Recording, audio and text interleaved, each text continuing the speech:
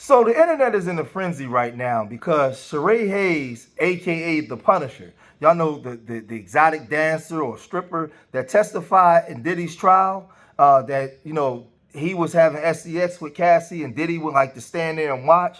Well, he got on the stand and he testified for the prosecution, but he was saying that he doesn't understand why the prosecution would even want him to testify. Well, he went on to talk with Flea, which is Cameron's second show, and he did an interview with Cameron, and he got into a lot of explicit details about what went on with Cassie and Diddy, and the things that Diddy would like to do. And in this interview, he talked about like what went on. Check this out. Where did these events usually happen at? Puff's house, Cassie's house, hotel? Like, where did these events happen at? I was all super high-end hotels. Gotcha. So I remember it was the Trump Tower, Essex House, the London Hotel, the Gramercy Hotel. It was another hotel, Central Park West. I don't know. I don't remember the name, but they were all along the lines of super high-end, super suites. One of the suites, man, in the London Hotel, it was so crazy when I got out of it. I Googled it, and the joint was like $30K a night, yo. Wow. I never seen nothing like this in my life, man. The hotel room looked like, that scene in the Titanic when they walk in that ballroom and the stairway well comes down? Right. Like the hotel room was crazy, man. How often did they call you or book you? Like I said in my I can't remember the exact amount of time. So I estimated between 8 and 12 times, right. But it would be like every few months, but it would be a Friday, Saturday, Sunday. Like I would come Friday night, then they come back Saturday night, then come back Sunday. And then I might not be called for 3-4 months, and then they'll just pop up. So at the time, I thought they lived out of town. They would. She would call me from a Cali number, so I assumed they were out of state. And she basically said, "Yo, can I hit you when we're in town?" Right. But it would be multiple nights in a row, but months in between. Right. And if some of these questions that I asked you may seem repeated because you've been asked these same questions, I just want, we have a different audience from with the interviews you've done, and some people may not know in the trial or what's happening. So some of these questions, I don't want to seem like it's redundant if you answer them 100 times this week. So I was reading that in the beginning, you didn't even know what was going on, or that it was even Puff was participating. Could you explain your first time going to one of these events? Yeah, so I really believed they were a married couple. Like when I got there, I didn't recognize Cassie. Right. Like I saw her face, she looked familiar, but honestly, when I saw her, I thought she was Megan Good. Right. Like if I was gonna pin, I was like, yo, I think this is Megan Good. But then when I looked on the Google, Megan Good was much thicker. So I couldn't really figure it out. So, and then when she said her husband, when Puff walks out, to finally, do his voyeur thing and see what's going on. So hold on real quick. It didn't start with Puff in the room. Nah, never started with him in the room. Okay. It would only be me and her, and she said at some point her husband's gonna walk in and I'm not supposed to acknowledge him, look at him, act like he's not even in the room. Right. So we'll be like on the couch, let's say on one end of the room, and then like on the far end of the room, it'll be like a table with a chair. And eventually he'll come in the room and like sit in the area, of course, the room, like watching, and we're supposed to act like he's not there. How often, pardon me, not how often, how long did it take until you realized that it was Diddy? Bro, like, I want to say like over a year. Get the fuck out of here. A whole year? Why? So let me, how long, okay, let's, I want to stick to that for a second, but how long did you know till it was Cassie? So the minute I found out it was Diddy, that's when I knew it was Cassie. So it took a year for you to find out for Cassie as well? Yeah, yo, okay. I didn't recognize it. Like when I jumped out of it, I did try to do the Google searches. Like I wanted to try to figure out who it was, right. But I'm Googling a married couple. Right. So every result I'm getting is not leading me to the right places because they're not married. Got you. So then, and I never found out with a visual cue It was a hotel, the ex's house, and I would get there, let's say 2 a.m, and sometimes nothing would pop off for hours.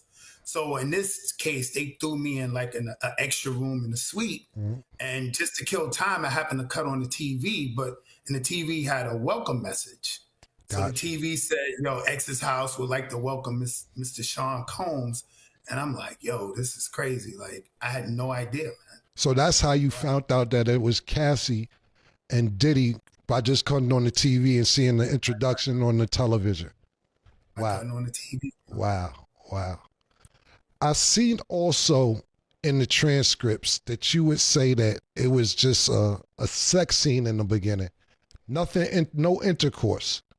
How long until you had actual intercourse? What was happening in the first few sessions when it wasn't any intercourse? Nah, it was only the first session where it wasn't intercourse. Okay, so 10 times, one time it was only not intercourse the first time. The first time. And it was offered, yo, but I was so bugged out. Like this wasn't my hustle, right? So I'm really in there thinking this is a married couple and they want to do some voyeur sexy scene. So we did the like set up on the couches, the baby all rubbed down or whatever. And then at some point, Puff jumped up. I didn't know it was him. He left the room. She left the room to talk to him. And she came back like, "Yo, that was perfect. We happy. We good." And then she said to me, "Yo, do you want to finish?" Meaning, I guess, do I want to bust a nut?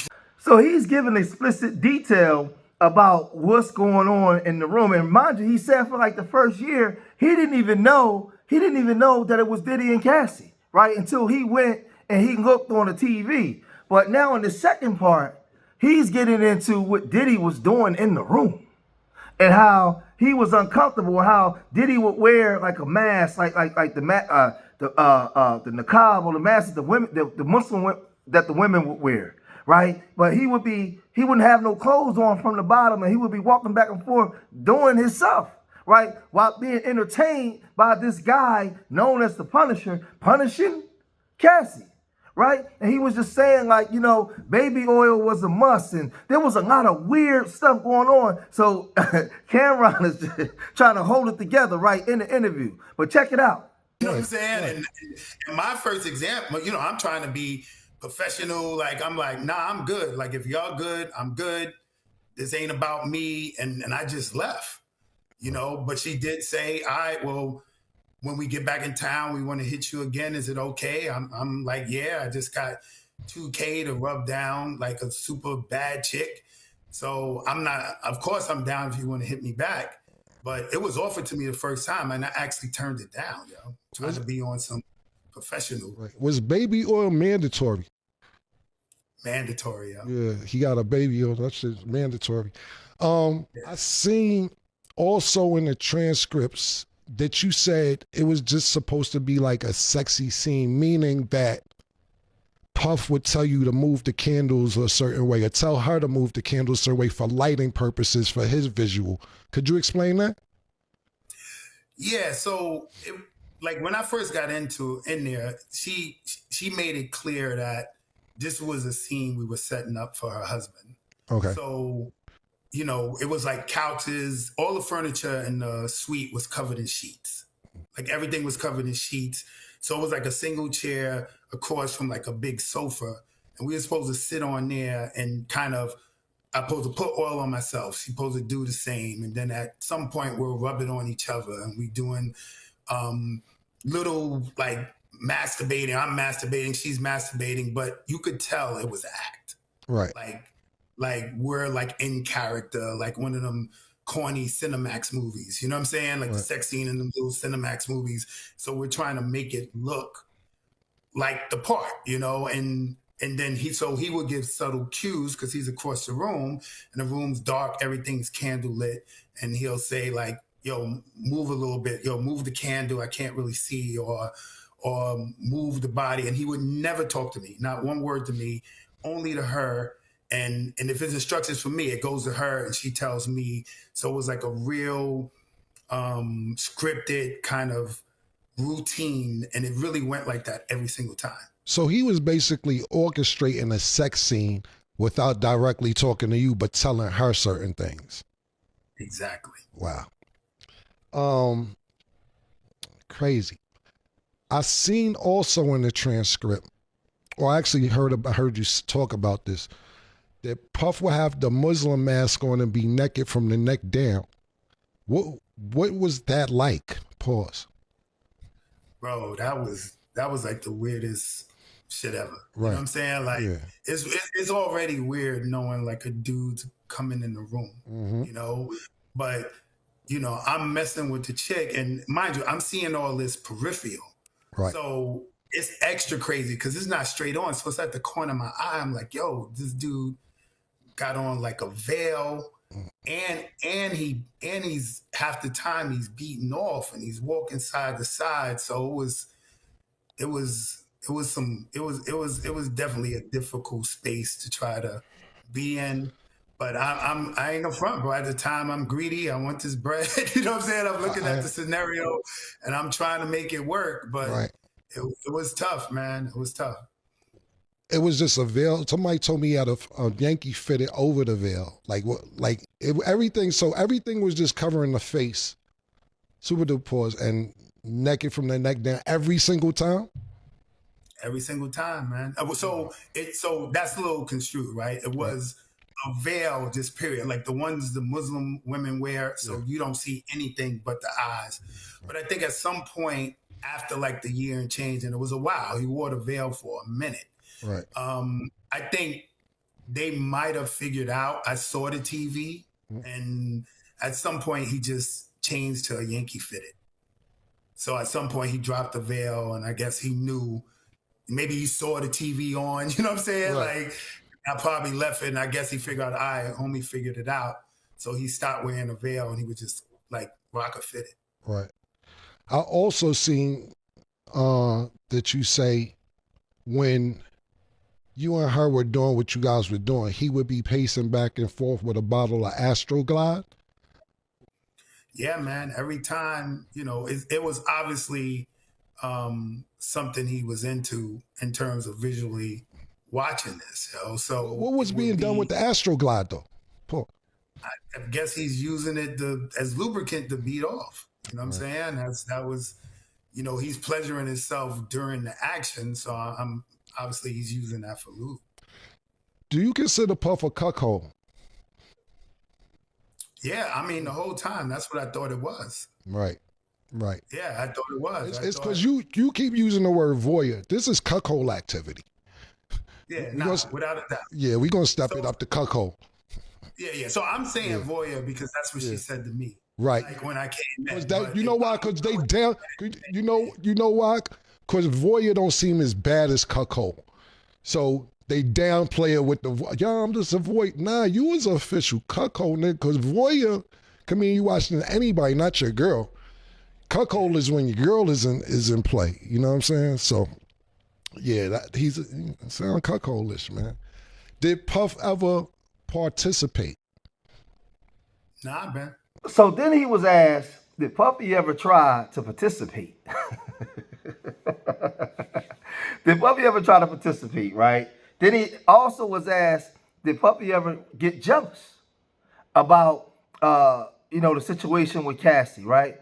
And, I'll let you guys hear what he said. But he also said that he had a problem getting intimate with her because Puffy was always there going back and forth, doing him by being entertained by watching this stuff, right? Watching this cuck activity, right? Listen to this part.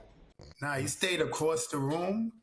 Like I said in my testimony, the closest he got to actual action, like it was one time, all this stuff, almost every session happened in the living room, but it was one specific one where we got moved to the bedroom, me and her. Mm-hmm. So in the bedroom, he's in a closer proximity because he's walking around the bed.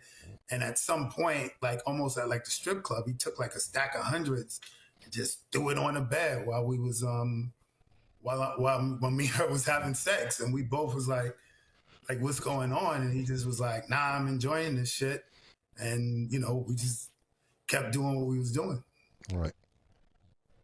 So the nigga basically, pardon me, I'm gathering information as we talk. Y'all in the bed. He's circling the room. Takes out second hundred. Just throw it on the bed. Throw it on the bed. Wow. It's crazy. Sorry about that. I was just thinking. What was the most money you made doing this with them? Every single time I came, it was 1,200 or 2,000. But like I said, sometimes I could come 3 days in a row. Right. So so it would be 1,200, 2,000, 1,200 for that. You know what I'm saying? For that session. 3 days. Yeah, exactly. Got you. And it would last 2-3 days? Yeah, 2-3 days, but not straight. Like a few hours, I'll go home, you'll come back again. A few hours, I'll go home, come back again. You know? That nigga's on time. That nigga's on clockwork. That's a wild nigga, man. I also seen that you say Cassie said she felt comfortable with you. Did you take that as she liked you? Not really. I knew it was clear, man. This was something we were setting up for her dude, right? At the time, I'm thinking her husband, because she said this to me the very first encounter, right? So I didn't think it was a personable, she's into me. But obviously, if this is something that has to be done based on their sexual fetish, well, she's going to do it with somebody that, all right, I'm comfortable with this dude, you know? Right. So I always took it as however the vibe was, however things went, it worked for her. So that's why she said, I want to call you back, you know? Got you. Did Puff ever appear jealous while you guys were having intercourse or participating with each other? Not at all, man. Not at all. It was like good to go. Like I told you, the focus was making sure he got the right visuals, the lighting was right, put more baby oil on. Like he was into it from an enjoyment standpoint. Not. Yeah. So, but you saying he basically never was jealous. Did Cassie ever reach out to you without Puff? Nah, it was strictly business. And honestly, man, I wasn't even trying to play that, get caught up in some type of fantasy. I know one of the other dudes got caught up in some fantasy of they could be together. I knew what it was, man. Like, right. She with a dude in $30,000 a night suites. Like I move, I can pull it off with chicks, but that's a tough act to follow. You know what I'm saying? So I saw it as an opportunity, man, and I was just trying to come through to, come up whatever way I could with that easy money, how I saw it. Yeah, I ain't knocking you, my nigga. How was that pussy, though? I mean, bro, even if it was fire. Bro, what's the family? Let's stop the political shit. We was Harlem time. You 39th Street and 40th was the pussy, my nigga. Bro, I'm going to be honest with you, man. I couldn't get there, bro. Okay. Like, I got a dude pacing back and forth, beating his joint. You know what I'm saying? Yeah. My peripherals, my spider senses is wilding. You know what I'm saying? And especially when I found out it was Puff. When I found out it was Puff, it got all the way worse because if you grew up in Harlem, if you grew up in that era, I can't validate it, but everybody knows there's rumors, right? There's rumors that he could be, interested in dudes. So the whole time I'm semi-paranoid. Like I wrote in my book, bro, for real. I got a hearing problem. Right. And sometimes when he would give her directions, I would hear like something completely different. Like he'll say, yo, I like the position you in. And I'm like, yo, did he just say I wish I could penetrate him? Like I'm hearing, you know what I'm saying? Like I'm hearing like, yo, hold up, wait, what did you just say? Like so basically you never could get comfortable because so let's just be clear and get the elephant out the room for the audience. You're not gay, you're saying? Absolutely not. Bro. Right. So therefore you're saying that already, just to put everything into perspective, that you're there for this chicken to get this money. You don't know it's Puff this whole time. So you're already thinking like, okay, this nigga's being weird, whoever it is, and I got to keep an eye out for him because we don't know what type, in case he want to If he get mad, if he want to join, I'm not with none of that. I'm here to like you paid me to do. But what you're saying is the paranoia intensified once you found out it was Puff, and you like, oh, hold on, now a 10, because not only am I a nigga girl, but it's Puff. So now you saying you hearing she's a hearing, and now you can't really enjoy you want to enjoy it. Is that what you're saying? Absolutely, man. Absolutely. Like I'm not intimately connected, yo. You know what I'm saying? Right. Like I don't think I got a real erection the entire time. Right. Like I was loading up on any pill, anything that I could take just to get there because I could not connect. Yeah, You know what I'm saying? It was too paranoid, it was official paranoid, bro. Like, right. Because I'm not used to being in that situation. And then it's like homie got on the veil and he butt naked. And then like I said, I find out it's Puff. And then it's the rumors. So real talk, I'm like, yo, I don't want this to go left. So what we get from this, man, is Diddy is a freak, right? Cassie was okay with this. She had to be. Now this is one of the guys that was called, and he's saying that they did it raw, like 10 times. The first time they did it raw, and he's explaining to you how she liked it when he's finished, where she wanted him to finish at. This is all her. Diddy ain't saying nothing. This is what she wants, right? But she has a sex worker coming in, and he hitting raw, right? It's just a lot that go on, and like I said, Diddy is guilty of a lot of things, but I don't know based off of all the things that's coming out now is if he's guilty of what everything Cassie alleged that he's done. I'm not too sure about that. Now we know that this dude is a weirdo. He's into a lot of weird, very weird stuff, and the guy said that he never tried no hanky panky with him, but he would like to sit in the corner and do a lot of weirdo stuff, right? And it's just this thing is crazy, right? So now this guy, he has a book that came out called Freezer Meat. He has a book called Freezer Meat, right? Where he's talking about ED and all these different things, right? So he's promoting his book. He's going around talking about freezer meat and how he shoved that freezer meat up in Cassie, right? So this thing is crazy, man. I don't listen. Oh man, y'all gotta let me know, man. Like what y'all think. This interview was crazy, man. And Cameron is funny as I don't know what, man. But listen, he got up there and he told his story the way he saw fit. And like he was saying, he don't think that Cassie was being forced to do anything. She didn't seem like she was upset. She seemed like that she was enjoying it and it was business. That's what that's what he testified to. And he said that he don't even know why the DA even wanted him to come testify. But let me know what you guys think, man. Leave your comments in the comment section. Subscribe to Street Media TV. Hit that like button. Let me know what you guys think, man. And y'all women out there, y'all want to go buy the book Freezer Meat? Let me know. Right? Remember, I love y'all. Till the next time. Peace.